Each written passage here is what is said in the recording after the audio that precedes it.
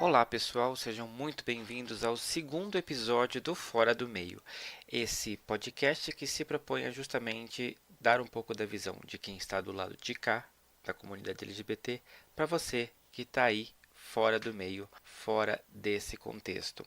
Como vocês devem lembrar da semana passada, eu sou Fernando Arazão e eu estou aqui para conduzir vocês no decorrer desse episódio. E chegamos ao segundo episódio, isso me deixa muito feliz.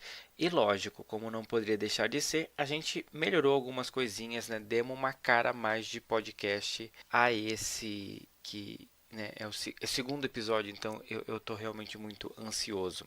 E claro, a gente vai começar debatendo o tema, né, que vai guiar esse episódio no Armário Aberto. Armário aberto.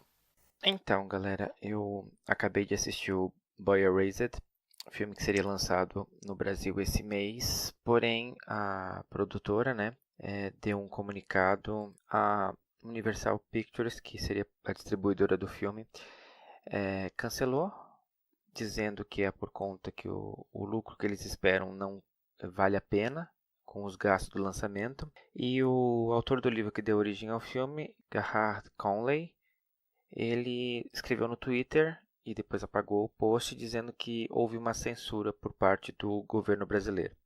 Eu não vou entrar no mérito dessa discussão, justamente porque eu acho que não vem exatamente ao caso essa questão. A questão é que eu acabei de ver o filme, como muitos brasileiros eu baixei o filme e assisti e chorei, lógico.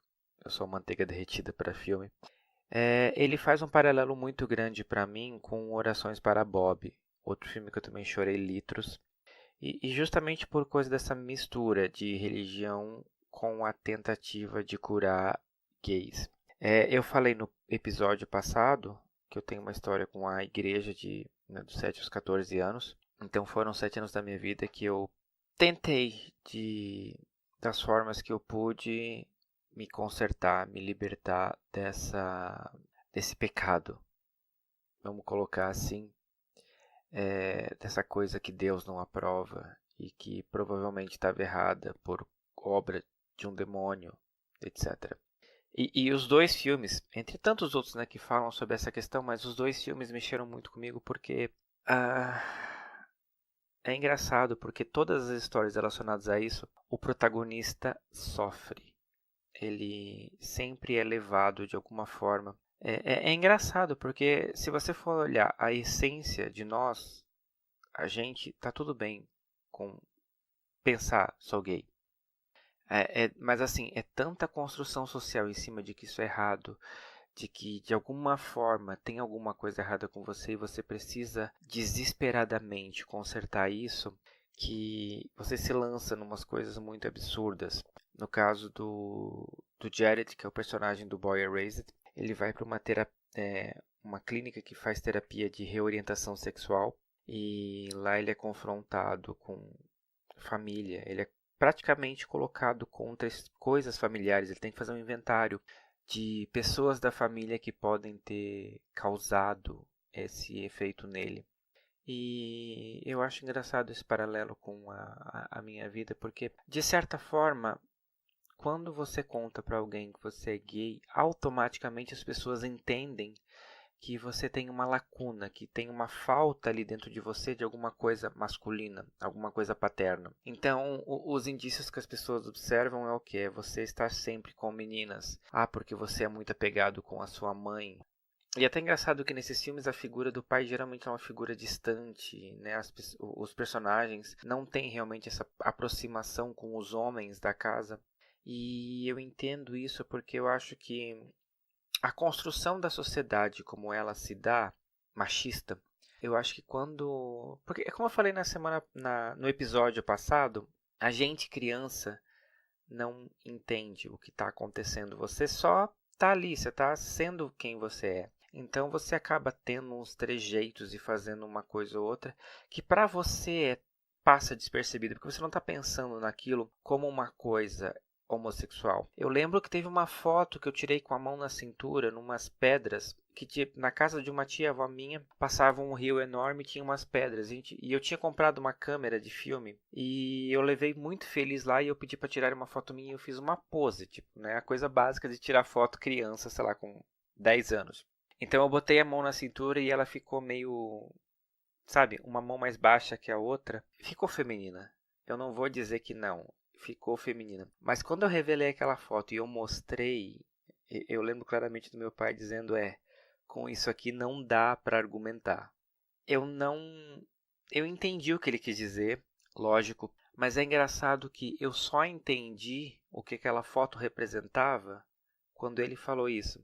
Porque até então, quando eu olhava aquela foto, era só eu posando numa paisagem que eu tinha achado bonita. Até então não tinha passado pela minha cabeça que isso era um comportamento feminino e que isso me tornaria gay.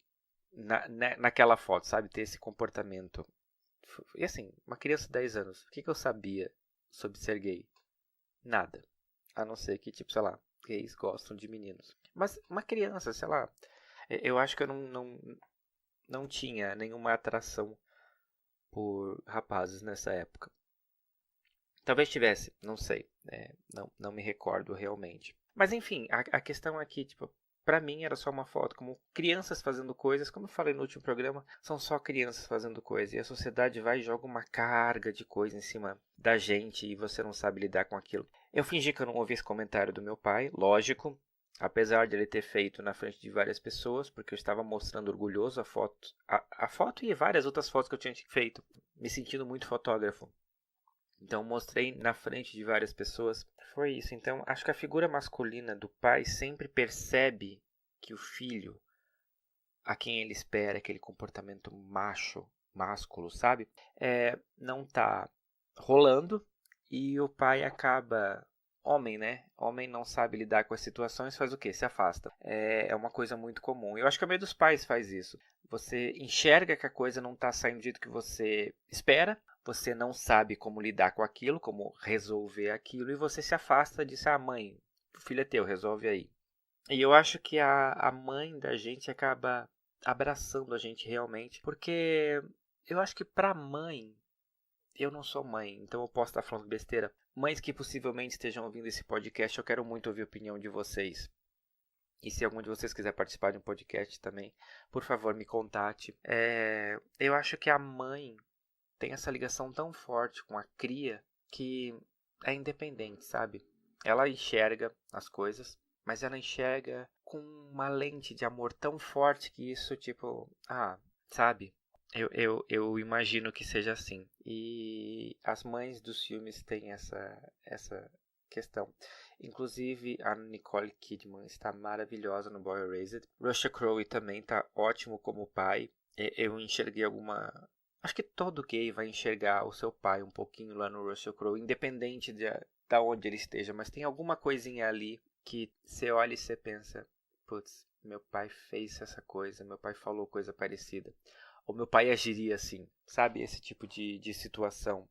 E igreja, vamos falar de igreja. Eu quero falar de igreja. Esse episódio vai ser sobre igreja.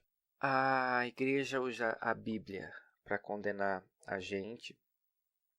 E no filme Boy Erased, isso fica muito claro porque tem um cara super agressivo jogando na cara de vários jovens essa questão da igreja. Enquanto no Orações para Bob é a mãe dele que usa a igreja, a palavra de Deus, a Bíblia, para tentar consertar ele. Só que tem essa diferença. Enquanto no Orações para Bob é uma figura da mãe tentando ajudar o filho, porque ela realmente faz isso, ela está tentando ajudar na perspectiva dela. Ela não está tentando mudar ele simplesmente por não adequação à sociedade. Também tem um pouco isso, mas assim, no Orações para Bob, conforme vai passando o filme, ela toma essa carga de crescimento. O Orações para Bob até ele tem muito essa coisa de que o gay, ele não é o protagonista principal, é a mãe dele. E a gente acompanha essa jornada dessa mulher se descobrindo como mãe, como religiosa e encaixando a sua vida, a vida do seu filho dentro desse meio. Enquanto no Boy Erased, não. O protagonista é o cara E a gente acompanha essa relação dele com a família, dele com o mundo, dele com os caras que ele ficou, dele com a igreja e dele com essa terapia de reversão. Ela é muito visceral nesse ponto. Tem umas cenas muito fortes no filme, não fortes no sentido, sei lá, jogos mortais, assim, sabe, de chocante. Mas assim, pra quem tá de alguma forma inserido nesse meio, mexe com você. E mexe. Comigo mexeu forte, tanto que eu fiz uma pausa assim, em determinado ponto do filme para continuar no dia seguinte. Porque teve uma parte lá que foi praticamente um soco no estômago. Apesar de nunca ter acontecido comigo, que fique muito claro. Quem assistiu ou quem for assistir vai saber do que eu tô falando. Mas assim, foi muito forte. Porque essa questão de confrontar as coisas, eu acho que é. Assim, eu não sei até que ponto é a realidade do filme, mas eu acho que a grande maioria das pessoas, como no filme, vai acabar buscando qualquer coisa para justificar esse comportamento pecaminoso, errado, etc e tal. E a religião, ela te dá essa falsa base de você olhar e dizer: ah, não, mas isso é um demônio, então dá para você expulsar isso da sua vida, sabe? Eu lembro que tentaram me exorcizar uma vez e não foi uma sensação muito agradável. Eu tenho que dizer isso. Porque você tá muito lúcido às vezes de algumas coisas e as pessoas te tratam como se houvesse uma entidade controlando a sua mente. Então, tipo, é de desumanizar de uma certa forma porque você realmente para, na visão deles, claro, de responder por você. Existe uma outra força que está dominando seu pensamento e você, fraco, não consegue lidar com isso sozinho. Então você precisa que venha alguém muito poderoso tirar isso de você. E não é. Pelo menos comigo não foi. Eu estava muito lúcido, ciente do que eu estava pensando. E é engraçado assim, porque é quando você entende que não tem nada de errado com você. Quando você aceita esse pensamento, as pessoas têm essa ideia de que, nossa, aconteceu alguma coisa com você, que você entrou por um caminho muito complicado. E a religião usa de vários artifícios para tentar te ludibriar de que realmente tem alguma coisa errada. Porque para eles o diabo é uma criatura enganadora. Então ela tá te enganando. Você não tem essa capacidade de perceber que você está sendo levado pelas garras do diabo, a pensar que você sonhar com um cara é normal, que você gostar de ser, né, sei lá, dar um beijo em outro cara é legal, porque isso é errado. E, de novo, a igreja usa esses artifícios, mas ela também se perde. Por quê? Porque o que ela usa para justificar também pode ser usado contra ela. E no Orações para Bob ela faz muito essa comparação do tipo, beleza, Levítico condena a homossexualidade, mas Levítico também condena comer carne de porco, condena cortar o cabelo em determinadas situações, condena usar tecidos, roupa de tecidos diferentes, coisas que hoje em dia são normais e, tipo, ninguém vai pro inferno por causa disso. Então, Orações para Bob faz muito esse contraponto do, tipo, a religião usada pro que convém. Então, eu recomendo quem não assistiu, assista. Principalmente quem está com questões conflituosas com a igreja. Você, que é gay e que está na igreja e que por acaso está me ouvindo escondido com fone de ouvido, escondido no fundo do seu quarto para ninguém saber que você está ouvindo um podcast chamado Fora do Meio, que trata de questões LGBT. Ou não, ou você não está vinculado a nenhuma religião, mas tem essa mesma preocupação, porque, sei lá, seu pai é militar do exército. Sabe, são tantas situações que a vida, às vezes, te coloca dentro debaixo da cama e você tem que ficar escondido porque ninguém pode saber. Eu quero te dizer que, nem que seja no celular, hoje em dia o celular é uma televisãozinha, é um computadorzinho.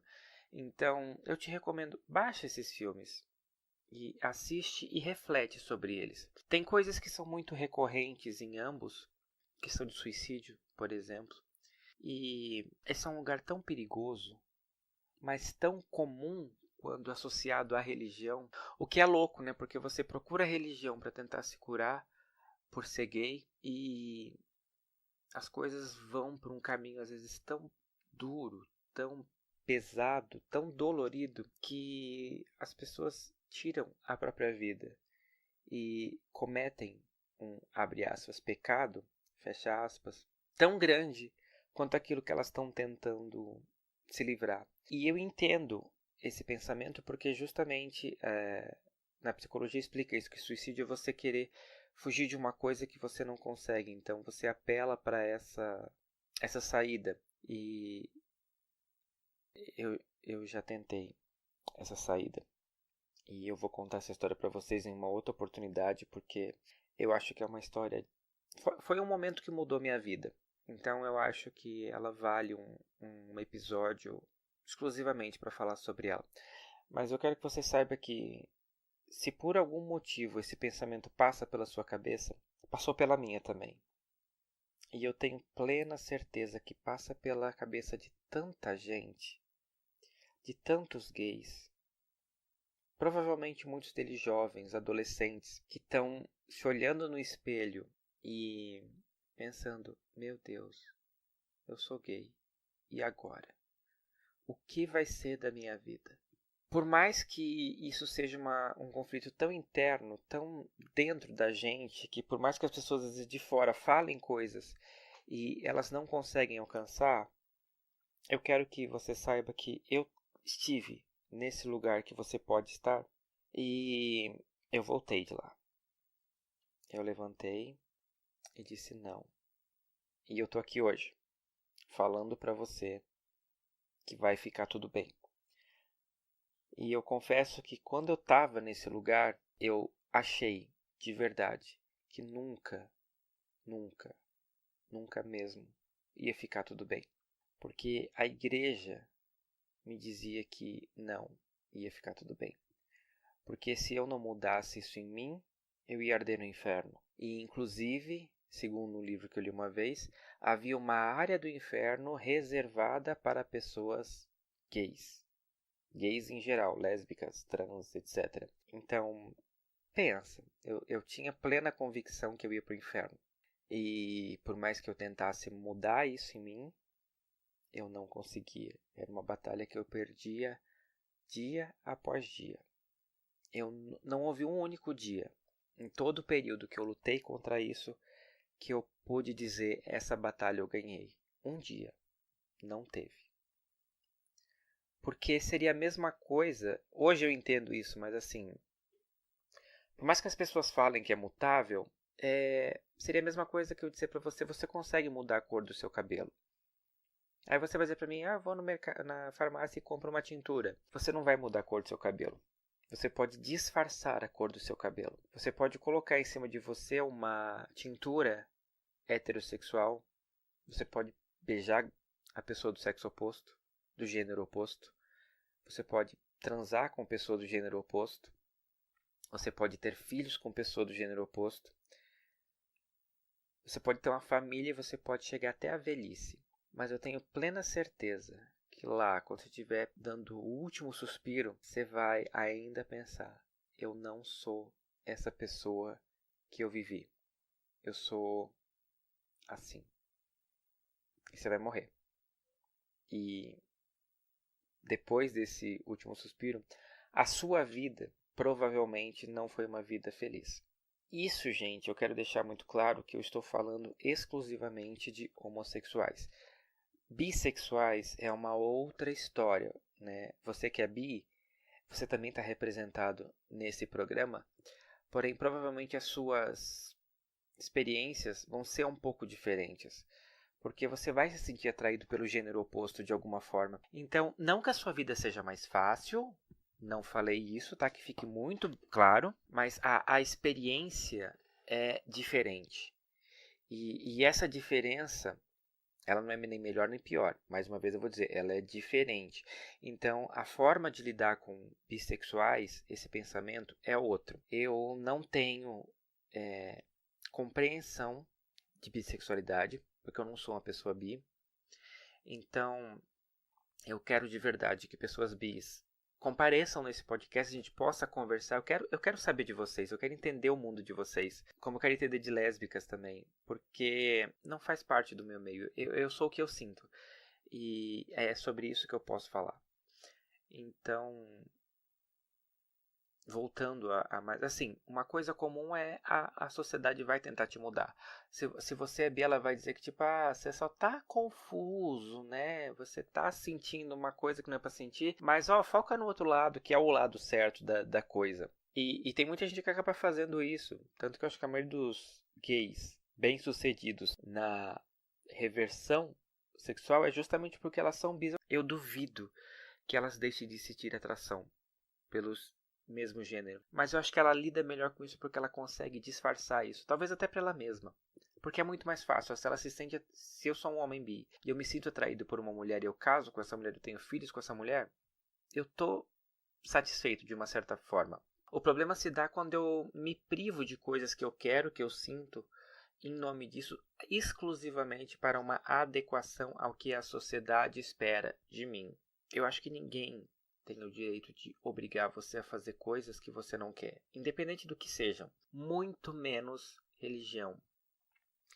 Porque a religião, e isso independente de qual religião seja, tá, gente? Eu falo de igreja evangélica porque foi o meio onde eu cresci, foi onde eu busquei a minha, abre aspas, libertação, fecha aspas. Mas isso não impede de você ter procurado Umbanda, de ter procurado espiritismo, islamismo, qualquer coisa que queira mudar a sua natureza, ela não é boa. Ela deve ser questionada única e exclusivamente porque é o seguinte: você tem o direito de ser feliz. Se alguma coisa, independente do que seja, eu reforço isso, não está te fazendo feliz, é porque tem alguma coisa errada, é porque você não está lidando com aquilo da melhor forma. Eu duvido, de verdade, que algum de nós goste de usar um sapato 4 números menor do que calça. Ninguém gosta, de verdade. Você pode até usar, mas isso vai te causar um incômodo tão grande que você não vai ver a hora de se livrar disso. E por que a gente faz isso com situações da nossa vida? Tipo, sabe? Tem um livro que foi escrito e diz que homossexualidade é abominação, e eu tenho que pautar minha vida em torno dele, mas esse mesmo livro fala, sei lá, que eu tenho que apedrejar uma criança em praça pública e, tipo, tudo bem eu não fazer isso hoje em dia, porque uma criança é só uma criança. Entende? Tem esses dois pesos que eu acho que hipocritamente a igreja se aproveita e ela faz você se sentir mal para justamente trazer você para perto dela, ela poder sugar a sua vida, a sua energia e fazer dessa culpa que você sente, que ela construiu para você sentir, um combustível para as coisas, para ela continuar existindo. Querendo ou não, a igreja sempre fez isso. Desde a Idade Média, ela cultiva medo para poder tornar as pessoas próximas a ela. E hoje em dia, felizmente, as coisas estão mudando. Eu acho que o medo do inferno hoje em dia não é tão determinante quanto era no passado. Então, hoje, talvez a gente tenha a maior possibilidade de ser feliz, de alguma forma. Então, não vejo motivo nem razão para a gente se privar disso. Eu sei que às vezes é duro pela circunstância que a gente está vivendo hoje em dia. Eu comecei esse podcast em 2019, um ano onde um presidente da República é uma pessoa que já deu declarações homofóbicas, que disse que prefere que o filho dele seja bandido do que gay. E ele foi atendido. Um mundo onde pessoas são mortas na rua exclusivamente por serem gays. Um país, eu quero dizer. Não que isso não aconteça no mundo, mas assim, a gente está num momento muito reacionário no Brasil. É um ato de coragem, infelizmente, nesse momento, você levantar uma bandeira, sabendo que você corre o risco de levar uma pedrada, sabe? É triste a gente ter voltado para esse momento depois de ter visto momentos que a gente estava crescendo. Então, assim, é um momento complicado para todo mundo. Todo mundo que está nessa causa, seja apoiando, não precisa nem ser necessariamente do sindicato, como eu gosto de brincar. Mas só você apoiar já é suficiente às vezes para você levar uma porrada. Então, eu quero dizer que se você está ouvindo esse podcast, que se de alguma forma você se identifica com isso, e se de alguma forma você está sofrendo, eu quero te convidar a me mandar um e-mail. Pode me mandar um e-mail para fora do meio podcast@gmail.com. Pode me seguir no Instagram, que é Mionzinho BNO. Mionzinho mesmo de, sabe, aquele personagem do Marcos Mion, que não falava nada. Ou no Twitter, procura lá, _trouxão. Um dia eu conto pra vocês porque a história desse nome. Mas você não tá sozinho. E eu quero deixar muito claro que esse podcast, a ideia desse podcast é pra você. É porque eu quero, de alguma forma, que você escute as coisas que eu não ouvi e saiba que tá tudo bem. E se por outro lado você tá naquele momento gay de, sabe, unicórnios, arco-íris e etc., bem-vindo. E eu espero contar com você nesse podcast. Eu quero que você me ajude a tornar essa conversa bacana. Então, gente, esse é um lugar que você pode participar de verdade. Eu já estou planejando a próxima gravação e a gente vai ter convidados. Yes! Então, se você quer falar sobre alguma coisa, quer contar sua experiência, sabe, qualquer coisa que você queira, entre em contato comigo também. Vamos participar. Esse é um lugar aberto para todo mundo, independente do meio ou fora do meio. Se joga. E nesse quadro novo do episódio, a gente vai falar sobre coisas que a gente vai indicar para você. Então, minha primeira indicação, lógico, Boy Erased. Veja o filme, comente depois comigo o que você achou, qual foi sua experiência assistindo, e Orações para Bob, tá? Procure esses 2 filmes, assista, pense sobre eles, não só assista, reflita. Se você é do meio, eu te convido a fazer uma reflexão sobre como isso afetou sua vida, principalmente se você foi uma pessoa religiosa, ok? No Messenger. Outro quadro que a gente está inaugurando hoje nesse segundo episódio é de mensagens, que é o Bro Messenger. Gente, eu recebi comentários muito bacanas sobre o primeiro programa. Eu quero dizer para vocês que eu gravei ele despretensiosamente. Foi tipo, acho que eu vou fazer um podcast. Fiz uma arte, sentei e gravei. Eu não fiz roteiro. Eu simplesmente liguei o microfone e falei tudo que eu estava sentindo. Eu só ouvi o que eu estava falando mesmo depois que eu escutei uma outra pessoa ouvindo. E eu recebi mensagens muito bacanas, tanto de amigos meus, quanto de pessoas que trabalhavam comigo, que eu nunca imaginei que ouviriam esse podcast. Pessoas de fora que mandaram mensagens para mim no Instagram e falaram, nossa, que legal. Foi muito positivo, assim, eu fiquei muito feliz e muito lisonjeado com a atenção de vocês. Se você tem alguma coisa para falar comigo, pode mandar mensagem no foradomeiopodcast@gmail.com. A gente vai ter esse quadro aqui para poder agradecer e conversar e trocar essas mensagens, tá bom? E ficamos por aqui por esse segundo episódio do Fora do Meio. Eu aguardo vocês no próximo. Tchau!